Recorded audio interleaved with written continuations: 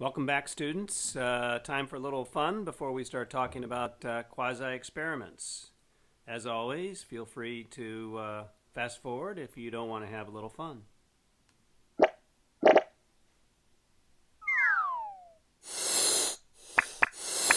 think it's already starting. Well, if you're nervous, just picture everyone is in their underwear, okay? And then just do everything the way you want it to be, and then have children, become a mother, and I'm nervous to get married to a fat guy. Wait, what's his name again? What about he wakes up and comes in my room and comes and sleeps with me? Well, just tell him he's a grown-up and he shouldn't be scared of anything because he's an adult and so are you, so you guys will never be afraid of something unless it's like a horror movie or something like that freaks you out. He's always being mean to me. Well, if he's always being mean to you, then you say, I don't want to marry you, and get married to someone else who's really nice to you, and so on. And his height, and one of his eyes are down, and one of his eyes are up, so he's derp. Well, that must be creepy. Yeah, so he's like a weird monster. That's right. I don't think if he's derp, he's not a weird monster. His eyes are just like that, but he's still a normal person. Well, not normal. A little different. He talks like this. Hello. Well, a lot of people have funny voices. And his toes are like up. They're pointing up. Yeah, okay, that's just creepy. You should have told me these things before you decided to get married. Hello? It's a pet cat. I name it Wendy. So we're going to talk about quasi-experiments, and here are the learning objectives for this piece. And before we go about defining quasi-experiments, we're going to go back to an item that we reviewed in the last chapter. Here's a little funny for you before we move on. In thinking about psych research, what my friends think I do, what participants think I do, what society thinks I do, and what the professor thinks I do, what I think I do, and what I actually do. So it's kind of cute. So, as I said, we're going back a little bit. Before we talk about quasi-experiments, I want to talk about a really bad experiment. And we talked about this intervention design, where we have a one-group pre-test, post-test design. And as you can see in the box of all the threats to internal validity, we use this example to illustrate many of these threats because it is so crappy. Whenever we have a time element like this, things can happen other than the therapeutic effectiveness of the treatment. And so we have all sorts of environmental events that could happen in between and maturation effects, etc. And so often one of the ways we did that was having comparison groups and such. So with this reference of a really bad experiment and what a really good experiment would be, a true experimental design would be our independent groups design or our within groups designs that we had described earlier.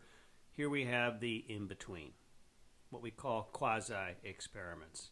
So it resembles experiments in many ways, but not quite. So the things that they are particularly different about is how they control the independent variable. And typically what is missing is randomization.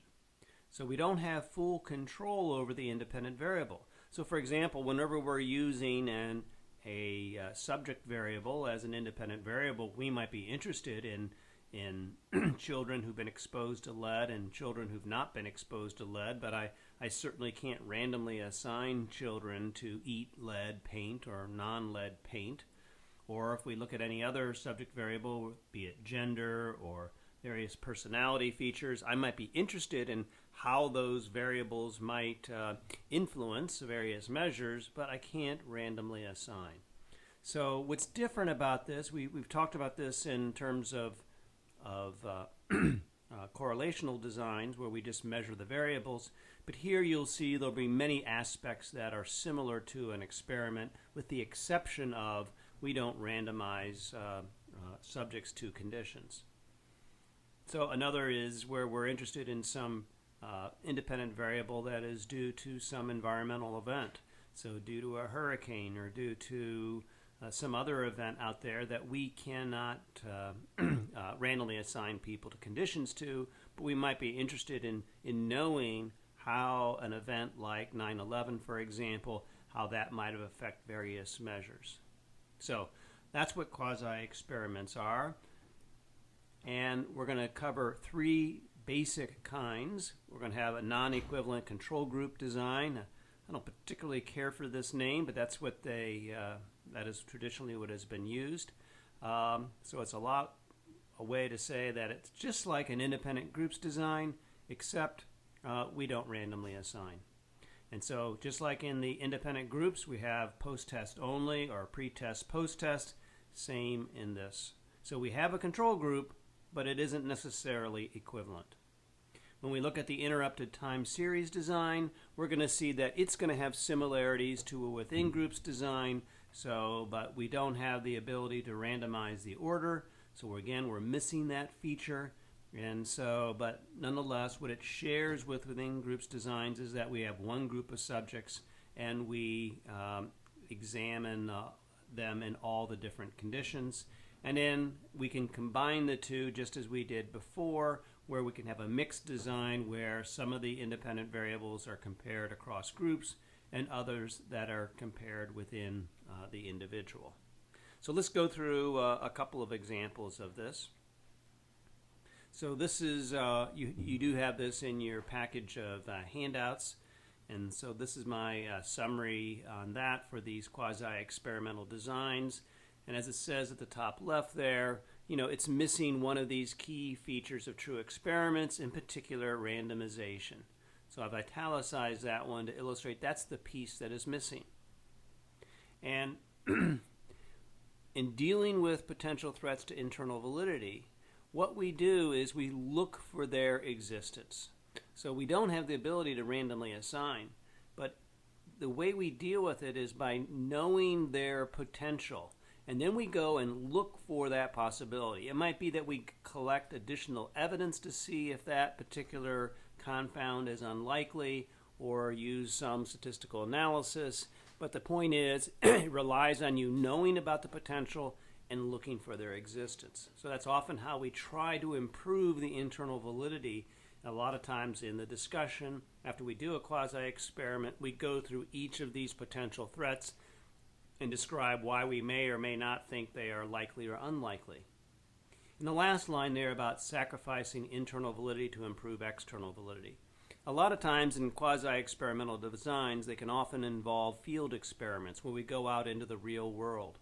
And so that often can we can do in a lab and look at a particular phenomena, and we might want to go to a liquor store, let's say, and look at that same phenomena in the real world. We lose our ability to control. I can't randomly assign the individuals and what they experience when they come into the store. And so I sacrifice some of my control to be able to see if this particular phenomena would exist in this field study, for example.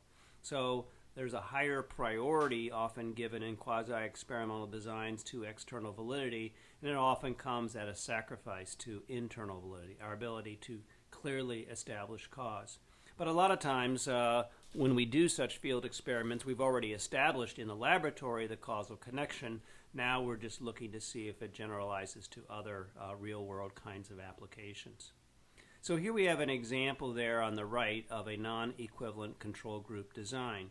And if you can see that pattern there looks just like what we had for independent groups, with the exception of there is no random assignment between the quasi-experimental group and the non-equivalent control group.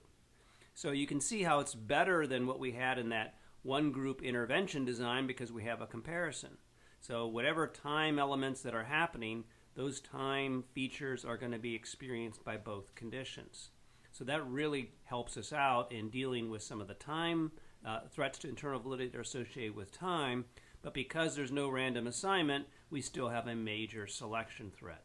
That is, at this moment in time, these groups may not have been equal. So in this particular example from your textbook, they compared Head Start students versus matched non-Head Start students. How they were matched is they picked Head Start students who were similar in achievement levels at the start. So that's how they matched them to try to make them as equal as possible. But and here we can see the results that those students who were in Head Start did not do in this very early study in the 60s, did not do as well as these non-Head Start students. We now know there's a big selection threat here in terms of economic status.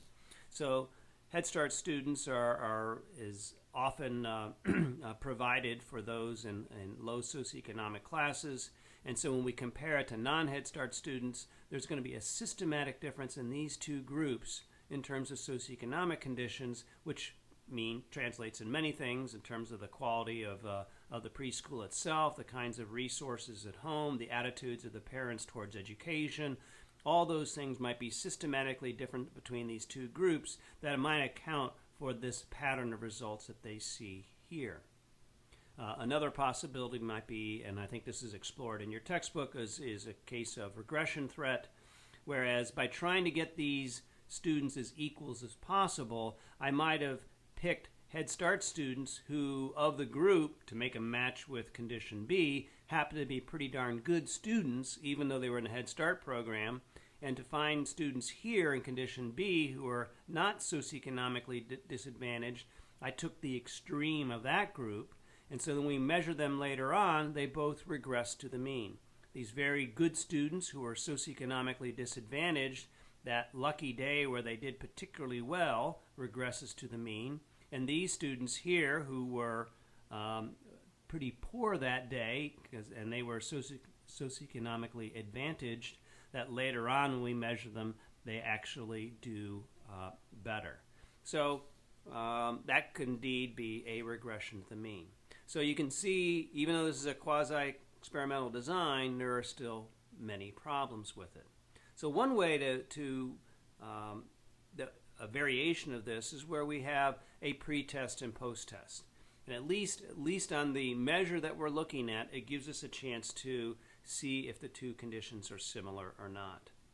So here we have a non-equivalent group design. So this is just like an independent groups design, except there's no random assignment. So I have two groups. I measure them first. They're healthy, and this is a different study where we look at these elderly Americans, and we are looking at a Stay Well program with the idea of trying to promote more healthy behaviors in these elderly Americans. So before we introduce the program, both groups of individuals are measured in terms of the number of healthy behaviors that they engage in. Condition A, they were in the program, and we compare it to those who were said that they were in the program, but it wasn't going to start for another month or two. And so consequently, we can look at these two groups, and then we can look at the differences in healthy behaviors. So we can see here we can see in their pretest that in the baseline, their healthy behaviors are very similar, and we can see those in the Stay Well program here at post-test did much better than those in the waiting list. But again, because there's no random assignment, there still may be systematic differences in these two conditions. So the people who they chose to participate in the Stay Well program versus those who they said you had to wait for a couple of months, may have been systematically different. But you can see how it contains many of the aspects of an experiment, where here we are introducing a treatment, we have a control group, we try to keep things as similar as possible. The one thing that's missing is random assignment. And then we can combine the two together. So both of these were independent groups designs. Now we're going to look at one that is similar to a within groups design. So we go back to the really bad experiment. So one way to make this better is to have a separate group, which we just saw. Okay, so we have a pre-test, post-test, but we have two groups to have a comparison. Now, another problem here is if we have just one group of subjects is that a lot of things can happen between this time and this time related to, in this case, their depression score. So one way to help deal with that is to measure them many times before and many times after to look for a pattern. And that's what we call a interrupted time series design. So you can see this is very similar to a one-group pre-test, post-test that we just saw, with the exception of that there are many pre-tests and many post-tests. So that way we can see a pattern of results. So we can see whether this result here was we're looking for a steadiness. In terms of this case, we're looking at how burnout people are. We can measure their burnout score, burnout score, burnout score. Then we introduce the treatment. And if it's relatively stable before the treatment, and then we introduce the treatment, vacation, and now they're very unburnout, and then we look at the pattern afterwards. When we look at this pattern of dots, it suggests that something happened between here, and we have this treatment, this vacation experience, this intervention, that indeed may be responsible for that. But if I only had these one pre-test and one post-test, if that's all I knew, I wouldn't know if that was part of a pattern of ever-increasing less burnout or some other feature. So when you have many pre-tests, many post-tests, we can look at the pattern of change. There still can be a history threat to internal validity where there could be, again, this is not one person, it's a whole group of subjects, where the whole group of subjects are affected something simultaneous with vacation. So perhaps they are all given a raise at that time, or there was a change in management at that time that coincided with the treatment.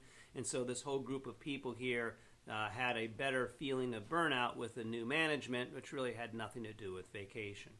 So again, it's a matter of knowing that threat exists, and then you go to look to see if there were any changes in management or changes in salaries or whatever it might be. And so we discount it by, again, using those binoculars, by looking and seeing for those threats. So how we deal with it in quasi-experimental designs is that we know the potential for these particular threats, and we go and look for any evidence for their existence. Then the final one is where we combine the two together. So this is where we have two groups, and we have many pre-tests and many post-tests. So we call it a non-equivalent groups interrupted time series design.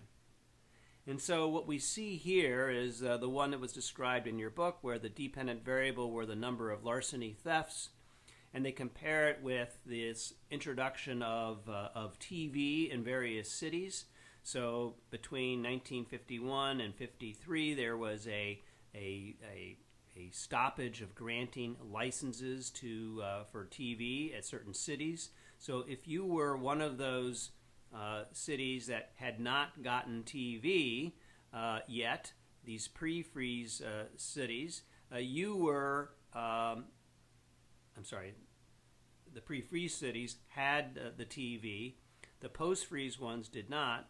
And so here at this point right here in 1951, where there was this freeze, you can see in the gray line that their larceny numbers sort of just stayed the same. Again, they had no TV. We compare it to those with the ones who already had TV, and you can see their violence going up, or their larcenies going up.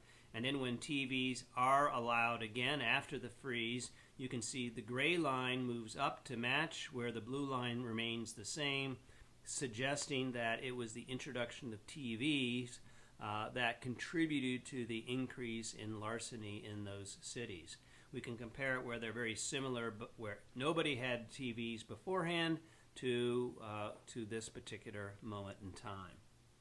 So it gives you sort of the best of both worlds, where you get to look at patterns. We also look at comparison groups, but again, there's no random assignment. So these are just some of the variations that are possible. There really are many other different possible combinations.